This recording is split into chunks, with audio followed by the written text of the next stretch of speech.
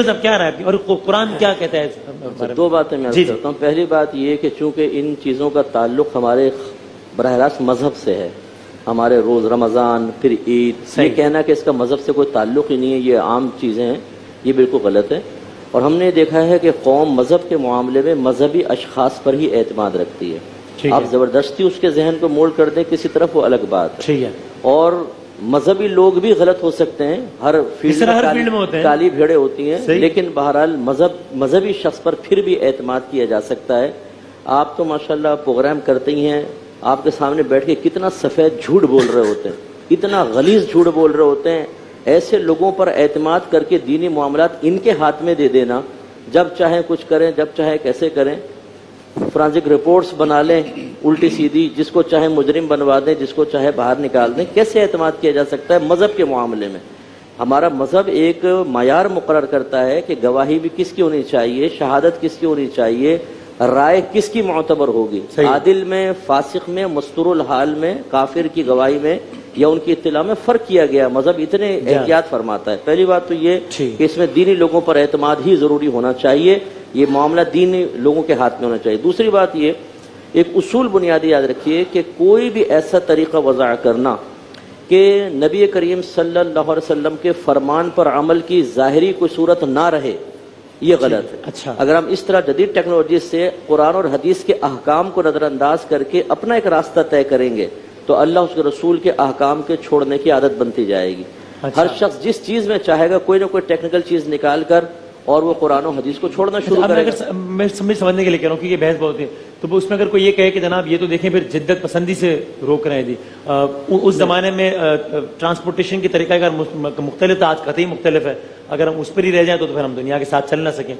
اگر ٹرانسپورٹ کے بارے میں اللہ کے نبی کا حکم ہوتا نا کہ گھوڑوں پر ہی بیٹھنا، گاڑیوں پہ نہیں، تو ہم گاڑی پہ بیٹھنے کو بھی حرام قرار دیتے. وہاں حکم موجود نہیں ہے، جہاں حکم موجود ہوگا اس کو. اچھا، تیسری اصول آسان سے اس میں عرض کر دوں، قرآن اور حدیث کے جب تک ظاہری معنی لینا ممکن ہو اس میں کوئی تعویلی معنی نہیں لے سکتے. تعویل کا مطلب اپنی رائے سے کوئی بات کہہ دینا. یہاں بالکل واضح حدیث بیان کی کہ روز چاند دیکھ کر آیت ہے کیا ہے، حدیث کیا کریں، یہ حدیث آپ فرما رہے ہیں یا آیت فرما رہے ہیں جو بتا رہے ہیں؟ یہ حدیث پڑھی نا، جیسے یہ کہ چاند دیکھ کر روزہ رکھو، چاند دیکھ کر ہی عید کرو. اب اس کو ہم ہٹا نہیں سکتے کہ یہاں چاند دیکھنے سے مراد چاند کی موجودگی یا چاند کی پیدائش ہے، یہ نہیں. چاند دیکھنا، رویت کا مطلب یہ ہے کہ دیکھنا، آنکھ سے دیکھنا، تو اس لیے دیکھنا ہی ہوگا. ہاں، جیسے اب آپ نے کہا کہ جدید ٹیکنالوجی سے فائدہ، تو سارے یہ کہہ رہے ہیں کہ اس کو ساتھ رکھیں، اور رویت ہلال کمیٹی ان سے مشاورت میں رہتی ہے، لیکن نبی کریم کے فرمان پر عمل کرنے کے لیے رویت ضروری ہے. تو اگر آپ کیلنڈر بنا لیں گے رویت ختم ہو جائے گی، گویا کہ آپ نے نبی کے حکم کو باطل کر دیا اور یہ کسی کو بھی حق حاصل نہیں. ایک یہ پوچھا تھا کہ اگر ہم 10 روزہ تراویح پڑھ لیتے ہیں تو کیا بقیہ ایام میں تراویح جاری رکھیں گے یا فارغ ہو گئے؟ تو فارغ نہیں ہوتے بھائی جان. پورے مہینہ جب تک رمضان رہے گا ہر رات میں 20 رکعت تراویح سنت موقدہ ہے، مردوں کے لیے بھی عورتوں کے لیے بھی.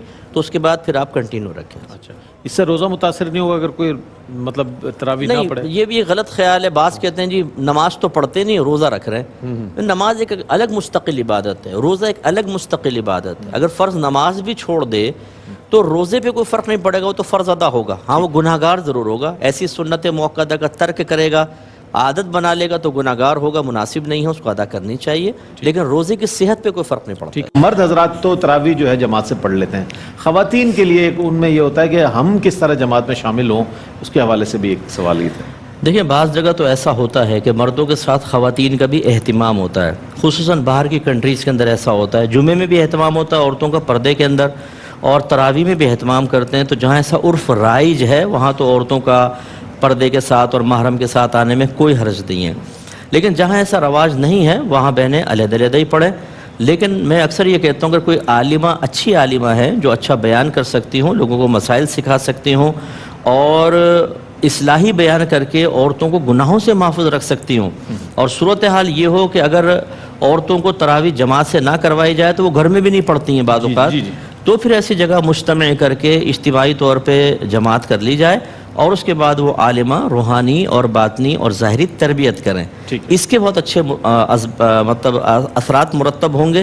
اس میں پھر ہم اجازت دیتے ہیں. نے فرمایا کہ بعض لوگ ایسے ہوتے ہیں کہ گھر والوں کی چیزیں بلا اجازت استعمال کر لیتے ہیں. لیکن دوسروں کو اپنی چیز استعمال کرنے نہیں دیتے۔ اب اگر اس کی اجازت کے بغیر اس کی چیز اس نیت سے استعمال کر لی جائے کہ یہ بھی تو ہماری کرتا ہے، تو کیا حکم شرع ہوگا؟ دیکھیں اگر کوئی گن پوائنٹ پہ موبائل چھین رہا ہے تو یہ سوچ کر کہ یہ چھین رہا ہے تو میں بھی چھیننا شروع کر دوں، یہ شرعاً جائز تو نہیں ہوگا نا۔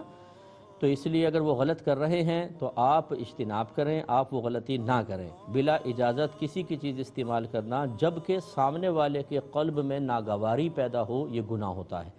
ہاں اگر ناگواری پیدا نہ ہو، جیسے گھر میں بھائی بہن ایک دوسرے کی چیزیں استعمال کرتے رہتے ہیں، ماں باپ استعمال کرتے ہیں، جوائنٹ فیملی کے اندر بھابیاں اور نندے ایک دوسرے کی چیزیں استعمال کر رہے ہیں اور برا کوئی نہیں مان رہا، جیسے کچن کے اندر برتن سب کے رکھے ہوتے ہیں، جہیز وغیرہ کے سب یوز کر رہے ہیں اور برا نہیں مانا جا رہا، تو استعمال بالکل جائز۔ لیکن اگر ناگوار گزر رہا ہے، ایسی چیزیں ہیں کہ منع کر دی گئی ہیں لیکن پھر بھی استعمال کر رہے ہیں، تو گناہ ہے۔